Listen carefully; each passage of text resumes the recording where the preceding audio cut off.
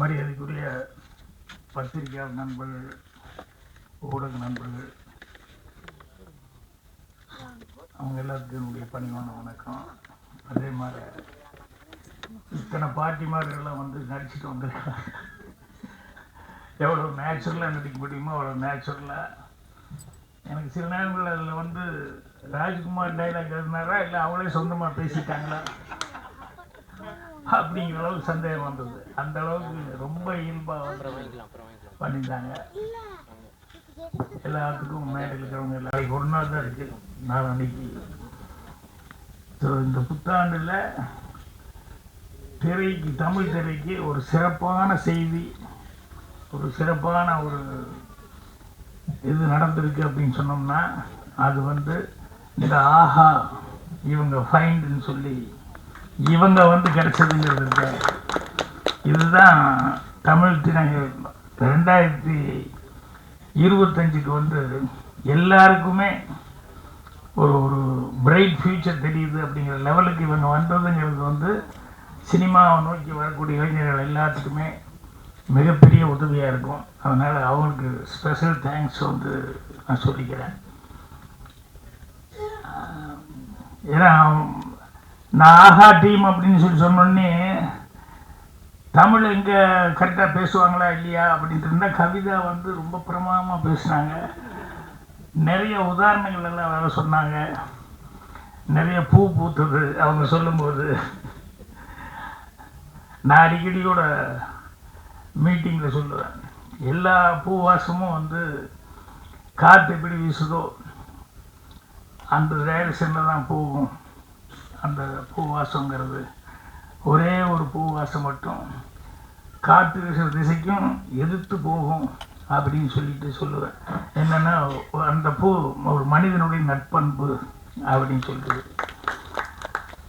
அந்த மாதிரி இவங்க வந்து சினிமாவில் எல்லாருமே கொஞ்சம் கமர்ஷியல் மைண்டு, போட்ட காசு எடுக்கணும், ஏன்னா அவங்க அதில் தானே இருந்தாங்க மறுபடியும். அதனால் எல்லாத்துக்கும் அந்த பயங்கிறது இருக்கும், அந்த பொறுப்புணர்ச்சி, அந்த டென்ஷன் எல்லாமே இருக்கும். பட் இவங்க வந்து இதை வந்து ரிஸ்க் எடுத்து பரவாயில்ல, என்கரேஜ் பண்ண, இந்த மாதிரி நேரத்தில் என்கரேஜ் பண்ணால் நல்லது அப்படிங்கிற மாதிரி சொல்லி அவங்க வந்து ஆஹா ஃபைண்ட் அப்படிங்கிறது இன்றைக்கி ஆரம்பிச்சது. உண்மையிலே ரொம்ப ரொம்ப ராஜ்குமாருக்கு மட்டுமல்ல, சினிமாவை நோக்கி வரக்கூடிய எல்லா இளைஞர்களுக்குமே வந்து அது மிகப்பெரிய ஒரு உதவியாக இருக்கும். அதனால் தமிழ் திரையுலகம் சார்பாக நாங்கள் வந்து மனமார்ந்த நன்றியை வந்து தெரிவிச்சுக்கிறேன். தாஜ்னூர் அவருக்கு ஸ்பெஷல் தேங்க்ஸ் சொல்லிக்கணும். என்னென்னா இந்த படத்தை வந்து பார்க்கணுன்னு அவர் தான் எனக்கு ஃபோன் பண்ணி, வர்ற வரைக்கும் எனக்கு தெரியாது, ஆனால் வர்ற வழியில் தான் படத்தினுடைய பேர் என்ன இருக்கிறது நான் அதுக்கப்புறம் தெரிஞ்சுக்கிட்டேன். அவர் இந்த படத்துக்காக அவர் வந்து எவ்வளோ ஸ்ட்ரெயின் பண்ணியிருக்காரு அப்படிங்கிறதெல்லாம் ராஜ்குமார் சார் சொன்னாப்புல. அவர் சொல்லும்போது சொன்னார், இந்த படத்தில் எனக்கு எப்படி மியூசிக் பண்ணுறது அப்படிங்கிறது கொஞ்சம் கன்ஃபியூஷனாக இருக்குது அப்படின்னு சொல்லிட்டு. சில நேரங்கள் அப்படி வரும். எப்படின்னு விஸ்வநாதன்னே ரீரிகார்டிங் வாய்ச்சிட்டு இருக்கும்போது திடீர்னு ஒரு இடத்துல நிறுத்திக்கிட்டார். தம்பி ஒரு சின்ன கன்ஃபியூஷனாக இருக்குது, என்ன பண்ணுறதுன்னு தெரியல, என்னென்ன அப்படின்னு. இல்லை, அந்த கேரக்டர் அழுதுட்டு இருக்கான், அவங்க அம்மா செத்து போச்சு, ஆனால் நீங்கள் பேசுகிற டைலாக்கு வந்து எல்லோரும் மியூசிஷியன் தான் கைதட்டி ரசிக்கிறான், சிரிச்சுக்கிட்டு இருக்கான். நான் அந்த அழுகிற கேரக்டருக்கு மியூசிக் போடுறதா, சிரிக்கிற கேரக்டருக்கு மியூசிக் போடுறது, எப்படி போடுறதுன்னே தெரியல எனக்கு அப்படின்னு சொல்லிட்டு அந்த நேரத்தில் முக்கியமான ஒரு இடத்துல வந்து அவன் நிறுத்திட்டு கேட்டார். அப்புறம் நான் ரெண்டுக்கும் சேர்ந்த மாதிரியே போடுவேன், ரெண்டுக்கும் வயமீடியாக இருக்கிற மாதிரி போடுங்க அப்படின்னு சொல்லி அந்த இடத்துல பிரமாதமாக ரீரிகார்டிங் பண்ணியிருந்தார். சில நேரங்களில் காமெடின்னா காமெடிக்கு வந்து தனியாக வாசிச்சுட்டு போயிடலாம், பேட்டாஸு லவ்வு அது இதுக்கு அந்தந்த மூடுக்கு பண்ணலாம். இப்போ என் படங்களில் அதெல்லாம் மாறி மாறி வந்துடும். திடீர்னு சிரிச்சுக்கிட்டே இருக்கிற மாதிரி இருக்கும், டக்குன்னு லேசாக ஒரு சென்டிமெண்ட் வந்துடும். அப்புறம் சென்டிமெண்ட் சீனாக இருக்குன்னு நினச்சிட்டு இருக்கும்போது திடீர்னு வந்து காமெடி அப்படிங்கிறது வரும். ஸோ ராஜ்குமார் வந்து இந்த படத்தில் வந்து பெஸ்ட்டு சமாச்சாரமாக என்ன அப்படின்னா, அவருடைய ரியல் லைஃப்லேயே என்னென்ன பட்டாரோ அதை பூரா சீனா பண்ணிக்கிட்டாரு. அதில் அந்த பார்ட்டி மாறவங்க எல்லாம் வந்து நடிக்க வச்சதுங்கிறது இருக்க, அது ஒரு பெரிய விஷயம். அவங்கெல்லாம் வந்து ஏன்னா எனக்கெல்லாம் வந்து சினிமாக்குள்ளே வரும்போது எங்கள் பாட்டி இதெல்லாம் செப்பெட்டிக்கினே கூட்ட அப்படிம்பாங்க. என்னென்னா சினிமான்னா அது பிடிக்காது, அதுன்னா அதெல்லாம் மனுஷன் செய்கிற வேலையாங்கிற மாதிரியே வந்து சினிமா மேலே இருக்கிற ஆர்வம் வந்து பார்க்குறதுக்கு ஓகே ஒழிய அதுக்கு ஒருத்தர் போகிறான்னு சொன்னோம்னா ஒத்துக்கவே மாட்டாங்க. எங்கள் அண்ணன் எல்லாருமே பெல்ட் எடுத்துக்குவாங்க. நான் இது எல்லாத்தையும் தாண்டிக்கிட்டு எனக்கு இதுதான் வேணும் அப்படின்னு சொல்லிட்டு நான் வந்ததுக்கப்புறம் அப்புறம் எங்கள் பாட்டியிலேருந்து எல்லாருமே சமரசம் ஆகிட்டாங்க. எங்கள் அண்ணன் என்ன எல்லாருமே சமரசம் ஆகிட்டாங்க. அதுக்கப்புறம் படம் எடுக்கும்போதெல்லாம் அவங்க வந்து பார்த்துட்டு ரொம்ப ஒவ்வொருத்தரும் ஒவ்வொரு மாதிரி கமெண்ட் கொடுப்பாங்க. சின்ன வீடு பார்த்துக்கிட்டு எங்கள் பாட்டி என்னை திட்டிடுச்சு, ஏறா படம் எடுத்துக்கிட்டு அப்படின்னா. நல்லா தான் பாட்டி எடுத்துருக்கேன், நல்லது என்ன நல்லா தான், உங்கள் அம்மாவில் குண்டு இல்லையா, கொண்டாடி கொஞ்சம் குண்டுங்களுக்கா எங்கே வேணால் ஊர் மாறி போயிடுறா அப்படின்னா. படத்தில் நான் நடிச்சிருக்கிறேன் அப்படிங்கிறது தான் அவங்களுக்கு தாக்கம். நான் தான் கதை எழுதுனேன், நான் தான் டைரக்ஷன் பண்ணிக்கிறேன் அப்படின்னு சொல்லி அது அவங்களுக்கு இதே கிடையாது. நீ நடிகனாக வந்து கரெக்டாக இல்லை, வைஃப் இருக்கும்போது நீ எப்படி அது கொஞ்சம் குண்டுங்களுக்கா எப்படி நீ இப்படியெல்லாம் பண்ணலாம் அப்படி இப்படின்னா அவங்களுக்கு புரிய வைக்க முடியல என்னால். அதோடு நிறுத்திருந்தா பரவாயில்ல.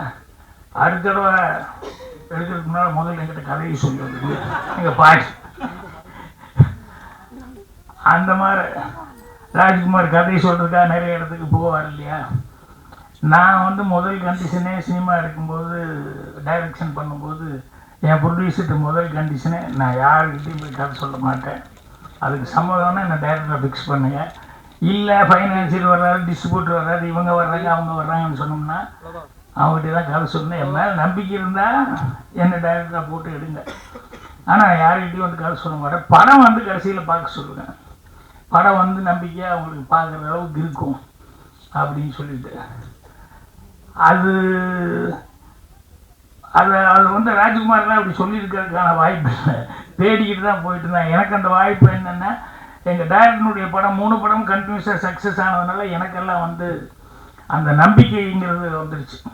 நம்பிக்கை வந்தாலும் கூட அதுக்கு வந்து ஆட்கள் இப்போ அவர் சொல்லிட்டு இருந்தார் இல்லையா, இப்போ அதிகமாக என்கிட்ட பேசும்போது சொல்லிட்டு இருந்தார். அவர் சியாட்டில் என்ன மீட் பண்ணது ஃபோட்டோ எல்லாம் காமிச்சு நான் தமிழ் சங்கத்துக்கு போனதெல்லாம் சொல்லிக்கிட்டு இருந்தார். அவர் வந்து எவ்வளோ தூரம் வந்து இவருக்கு ஹெல்ப் பண்ணணும் அப்படிங்கிறதுக்காக வந்து அவர் ஆட்களை எல்லாம் பிடிச்சி இண்டிவிஜுவலாக வந்து ப்ரொடியூசர்களை எல்லாம் அவர் கரெக்ட் பண்ணிக்காரு அப்படிங்கிறது பெரிய சமாச்சாரம். அப்புறம் பஜார் நம்ம திருநாவுக்கரசு அவர் இந்த படத்தை அவங்ககிட்ட எப்படியாவது காமிச்சு அவங்கள வர வைக்கணும் அப்படிங்கிறது வந்து அது எவ்வளோ சிரமப்பட்டு அவங்கள வந்து இந்த படம் பாருங்க அப்படின்னு சொல்லி. ஸோ அது உண்மையிலேயே சினிமாவில் இருக்கிறவங்க நான் சொன்ன மாதிரி வந்து கமர்ஷியல் மைண்டாக தான் பார்ப்பாங்க. என்னென்னா போட்ட காசு வருதா, அதுக்கு உத்தரவாதம் இருக்கா அப்படிங்கிறத எல்லாருமே பார்ப்பாங்க.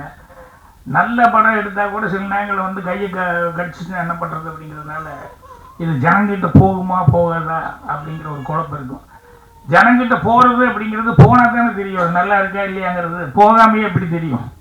ஸோ அதனால் இது வந்து அவங்க வந்து அந்த பாட்டி இவங்கெல்லாம் வந்து நடித்தது அந்த ரியலாக இருக்கக்கூடிய சில ப்ராப்ளங்கள் அதெல்லாம் வந்து பார்த்துக்கிட்டு அந்த கதையோடு ஒட்டி வந்து இவங்க பார்த்து இல்லையே அது நல்லா தான் இருக்குது, அங்கங்கே சிரிப்பு இருக்குது, அங்கங்கே சென்டிமெண்ட் இருக்குது அப்படின்னு சொல்லிட்டு இது எல்லாமே வந்து இந்த ஆஹா டீம் வந்து பார்த்து செலக்ட் பண்ணுறதுங்கிறது இருக்குது. அதுதான் கிரேட். அதனால தான் வந்து இந்த ஆஹா ஃபைண்டுங்கிறதுல ஃபஸ்ட்டு படமாக வந்து ஒரு நல்ல படம் பயோஸ்கோப்புங்கிற ஒரு படத்தை வந்து ஃபஸ்ட்டு படமாக செய்கிறாங்க. அந்த ஃபஸ்ட்டு படமாக செய்கிற அளவுக்கு படமும் வந்து ராஜ்குமார் வந்து நல்லா சிரமப்பட்டு அந்த ரியல் லைஃப்பில் இருக்கிற கேரக்டர்ஸே எல்லாத்தையும் பிடிச்சி போட்டு பண்ணனா. ஏன் கதைகள் அந்த பாட்டில் பார்த்தா முன்னால் எல்லாம் அழுதுருக்கிற பாட்டிகள்லாம் இருக்காங்களே எல்லாமே ஒரிஜினலாக அந்த ஊருக்காரங்க. கூப்பிட்டு என்ன பண்ண பாக்கியம் அப்படின்னா ஒன்றும் இல்லை, கொஞ்சம் அப்படியே அழுதுட்டு உட்காந்துருக்குன்னு நீங்கள் முன்னால் அப்படின்னா எதுக்கு அழுகுறதுன்னு எப்படி அழுகுறதுன்னு கேட்டால் ஒன்றும் இல்லையும் கண்ணில் போட்டோம்னா எரிச்சலாக அதுலேயே வந்து அழுதுட்டு உட்காந்துருக்கேன்னு சொல்லி கிளிசரின் கொஞ்சம் குடியா எல்லாத்துக்குன்னு ஐயோ என்னத்தை போட்டது இவ்வளோ தூரம் எரியுதுன்னு பேசாமல் உட்காந்து அப்படியே பாருங்கள் நாங்கள் பாட்டு பாடுவோம் அப்படின்னு சொல்லிட்டு. ஸோ அந்த அந்த மாப்பிள்ளைக்கு தோணுனா வந்தவனை வந்து கூப்பிடுறது, ஏப்பா ஒரு நல்ல பையனாக கூப்பிட்டு வர்றது இல்லையா, மாப்பிள்ளைக்கு இப்படியா கூப்பிட்டு வருவாருன்னு சொல்லுவாங்க. அதெல்லாம் வந்து ரியல் கேரக்டர். இப்போ நான் கோபிகா தான் மறுபடியும் ஷூட்டிங் போகும்போது அடுத்த ஜென்ரேஷன் இவங்கெல்லாம் வந்திருப்பாங்க இல்லையா, அவங்களுக்கு அந்த குழந்தைகள்லாம் பார்த்ததில்லை. சினிமாவில் வந்து இப்போ அங்கே வில்லேஜுகளில் சில நேரங்களில் ஃபோட்டோ கூட எடுத்து வச்சுருக்க மாட்டாங்க. இப்போ இந்த படம் வந்து பார்க்கும்போது அந்த பாட்டு போட்டோம்னா இதுதானே அவங்க அப்பத்தவங்க அவங்க இவங்கன்னு சொல்லி எல்லாம் காமிக்கிறது இருக்கு. அதில் அவ்வளோ ஒரு சந்தோஷமாக அவங்க வந்து காமிச்சிக்கிட்டு இருப்பாங்க. அந்த மாதிரி விளக்கு வச்ச நேரத்தில் பாட்டில் என் அசிஸ்டண்ட்டு பவானி அவங்க தாத்தா பாட்டி அந்த ஓப்பனிங் சீனுக்கு அந்த விளக்கு வச்ச நேரத்தில் பாட்டு கொடுக்குறதுக்கு முன்னால் அந்த சோறு விட்டுறதுக்கு அந்த ஒரிஜினல் தாத்தா பாட்டி இது பண்ணால் முதல்ல பாட்டியெல்லாம் ஓகேன்றுச்சு. தாத்தா வந்து பரிசல் எங்கே உள்ளே வந்து அவ்வளோ தூரமெல்லாம் நான் வரமாட்டேன், நான் போ அப்படின்னு சொல்லி நீ போயிட்டு வா அப்படின்ட்டுச்சு. அப்புறம் பாட்டி கூப்பிட்டா அவர் இல்லாமல் நான் மட்டும் வந்து யாருக்கோ சோறு விட்டுறதுக்கு நான் எங்கே வர்றேன் அப்படின்னு அதெல்லாம் வரமாட்டேன் அப்படின்னு சொல்லிட்டு அப்புறம் 2 பேர்த்தையுமே ஒரிஜினல் பேரையே வந்து கஷ்டப்பட்டு எடுத்துகிட்டு போய் கடைசியில் ஷார்ட் எடுத்தோம். ஸோ அந்த மாதிரி ரியல் கேரக்டர்ஸு சினிமாவில் பார்க்கும்போது வெள்ளாப்பட்டி சிங்காரமெல்லாம் அவர் ஏன் அவ்வளோ தூரம் இருந்ததுன்னா எனக்கு தத்ரூபமாக அந்த மாதிரி கேரக்டர்ஸ்லாம் இருக்காங்க. சூர்யா சித்திரங்களில் அதே மாதிரி அந்த டெய்லர் கேரக்டர்லாம் பார்த்தோம்னா ஒரிஜினலாகவே அந்த மாதிரி பேசிட்டு இருக்கிற கேரக்டர்ஸ் இருக்காங்க. ஸோ இதெல்லாம் சினிமாவில் வைக்கும்போது கண்டிப்பாக ரசிப்பாங்க அப்படின்னு சொல்லிட்டு ஒரு நம்பிக்கையோடு நம்பிக்கிறேன். ஆனால் என்னென்னா டேஸ்ட் வந்து ஒவ்வொருத்தருக்கும் ஒவ்வொரு மாதிரி இருக்கும். சில பேர்த்துக்கு சில கதையை சொல்லும்போது என்ன சார் இது இப்படி இருக்குது அப்படி இருக்குது அப்படிமா படமாக வந்து பார்த்தா தான் அதுக்கப்புறம் சரி அப்படின்னு சொல்லுவாங்க. ஸோ அதனால தான் நிறைய பேர் போய் கதை சொல்ல போகும்போது மாட்டிட்டு முழிக்கிறதுக்கு காரணமே என்னென்னா அவங்க வந்து டேஸ்ட் ஒன்றா இருக்கும், இவன் கதை சொல்ல போகிறவன் ரொம்ப நம்பிக்கையோடு இருப்பான், இது கண்டிப்பாக ஜனங்கிட்ட போய் சேரும் அப்படின்னு நம்பிக்கையாக இருப்பான். அது சிங்க் ஆகிறது சில நேரங்களில் ஈஸியாக இருக்கும், சில நேரங்களில் கஷ்டமாகவும் போயிடும். அதனால் ராஜ்குமாரை பொறுத்த வரைக்கும் அதிகமான ஆட்கள் திருநாவுக்கரசுமார் இவங்கெல்லாம் வந்து இருந்ததுனால இந்த ஆஹா டீம் கிடைச்சதுங்கிறது வந்து ஒரு மிகப்பெரிய ஒரு இது வந்து இவங்களுக்கு மட்டும் கிடைச்சதா இல்லை, நான் சொன்ன மாதிரி தமிழ் இண்டஸ்ட்ரிக்கே வந்து சின்ன படம் எடுக்கிறவங்க எல்லாத்துக்குமே இது வந்து மிகப்பெரிய ஒரு உதவியாக இருக்குது. ஸோ அதுக்கு வந்து ஸ்பெஷல் தேங்க்ஸ் சொல்லிக்கிறேன். ராஜ்குமார் படத்தை பற்றி நான் பெருசாக ஒன்றும் சொல்லணுங்கிறது, ஏன்னா படமே வந்து ரியலிஸ்டிக்காக இருக்குது. எல்லாரும் அங்கங்கே சிரிச்சுக்கிட்டு இருக்காங்க, பாட்டி இது எல்லாமே அவங்கவுங்க நடிக்கும்போது ஜனங்க ப்ரெஸ் ரியாக்ஷனே அந்த அளவுக்கு இருந்தது. ஸோ அதனால் நீங்கள் ஒரு இடம் மட்டும் நான் கொஞ்சம் ஃபீல் பண்ணிக்கிட்டேன். என்னென்னா இந்த ஜோசியத்தை பற்றி சொன்னீங்க இல்லையா, அது எல்லாருமே அப்படி தப்பான ஆட்கள் இல்லை. அதை வந்து நீங்கள் அந்த அந்த ப்ரொஃபஷனே அப்படின்னு சொல்லி எங்கேயாவது ஒரு இடத்துல பாயிண்ட் பண்ணியிருக்கலாம். ஏன்னா எல்லாத்தையும் நல்லது கெட்டதுங்கிறது இருக்குது. இப்போ இதெல்லாம் சாமி மாற கடைசி வரைக்கும் சர்ச்சைக்குரிய பிரச்சனை தான், ஜோசியங்கிறது சர்ச்சைக்குரிய பிரச்சனை தான்.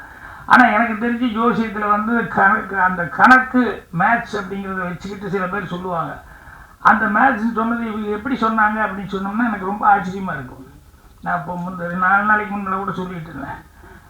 முரளி வீட்டில் வந்து என்னோடய அசிஸ்டண்ட் தான் தமிழ் சிற்பி, அவர் வந்து கட்டமெல்லாம் பார்த்து தான் சொல்லுவார்.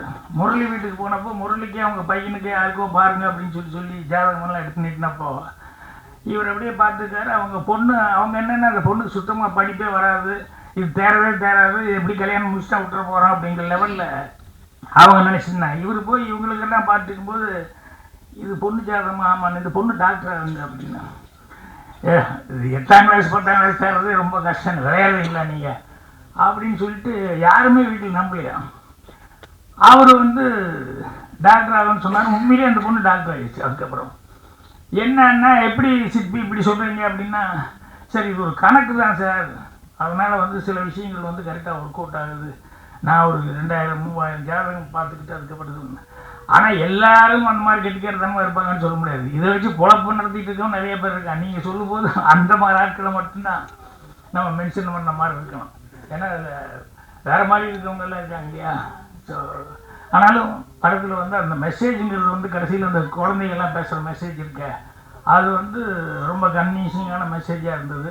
தப்பு பண்ணுறவங்க எல்லாருமே இதனால் எத்தனை பேர்த்துக்கு ஒரு இது அப்படின்னு சொல்லிட்டு அதே மாதிரி அந்த இடமும் அவங்க சொல்லும்போது எவ்வளவு கஷ்டப்பட்டிருந்தாலும் அந்த பொண்ணு வந்து கல்யாண பொண்ணு வந்து அவருக்கு நான் நன்றி சொல்லணும் அப்படின்னு சொல்லிட்டு மைக்கில் சொல்லும்போது உங்கள் ரியாக்ஷன் அதெல்லாம் உண்மையிலேயே ரொம்ப டச்சிங்கான விஷயங்கள்.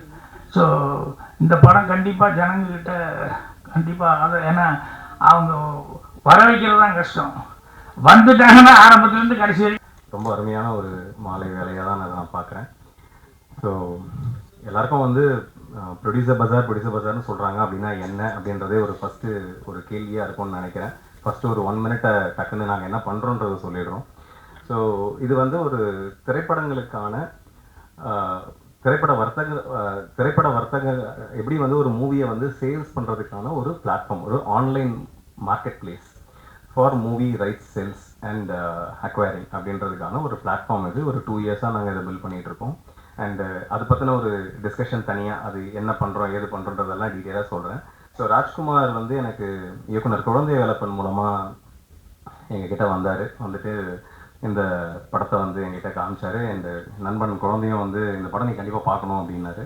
இந்த படம் பார்த்த உடனே டிஸ்டர்ப் பண்ணிச்சு இந்த படம். ஏன்னா வந்து என்னோடய பேக்ரவுண்டும் வந்து நானும் ஒரு படம் பண்ணியிருக்கேன் அண்ட் படம் ப்ரொடியூஸ் பண்ணியிருக்கேன், ஃபெயிலியர்ஸ் பார்த்தாச்சு, சக்ஸஸும் பார்த்துருக்கேன் அப்படின்னும் போது